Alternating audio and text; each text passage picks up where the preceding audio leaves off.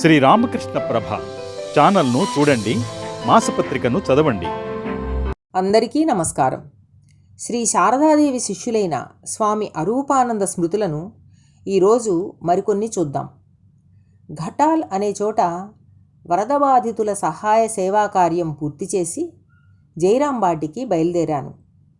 సాయంత్రానికి మాతృదేవి ఇంటికి చేరుకున్నాను. అప్పుడు ఆమె వసారాలో కూర్చొని వాతో నొప్పి వల్ల కాలుకి మందు రాసుకుంటున్నారు. నేను ప్రణమిల్లాను. అమ్మా, ఏం మందు? ఈ ఆకును నూరి లేపనంగా రాసుకుంటే మంచిదని ఎవరో అన్నారు. అవును, ఈ రోజంతా నువ్వు ఏమీ తినలేదా? లేదమ్మా. దారిలో ఏదైనా తిని ఉండొచ్చు కదా. రామ్జీవన్ పూరిలో అంగళ్ళు ఉన్నాయే. నా దగ్గర ₹1 మాత్రమే ఉంది. అది కూడా ఘటాల్ నుండి మఠానికి వెళ్లే ఖర్చులకై ఉపేన్ మహారాజ్ ఇచ్చారు. మఠానికి వెళ్ళేటప్పుడు అవసరమని దాన్ని ఖర్చు పెట్టలేదు. కానీ ఈ విషయం మాతృదేవికి చెప్పలేదు. కూర్చో, వేడి వేడి అన్నం ఉంది, తిను అన్నారామె. తర్వాత, ఈ జగత్తు ఎవరిదో ఆయనే దానిని చూసుకుంటారు. మీరు అందువలన కలత చెందకండి అన్నారు.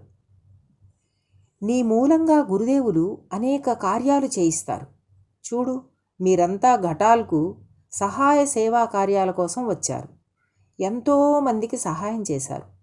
పని పూర్తయ్యాక శ్రీ గురుదేవులు తమ ఒడిలోకి మిమ్మల్ని తీసుకుంటారు. అమ్మా, గురుదేవులను ఎందువల్ల చూడలేకపోతున్నాం? చూడగలవు. తగిన సమయం ఆసన్నమైనప్పుడు చూడగలుగుతావు. లలిత్ నాతో ఒకసారి ఇలా అన్నాడు. గురుదేవులు నా సొంతం.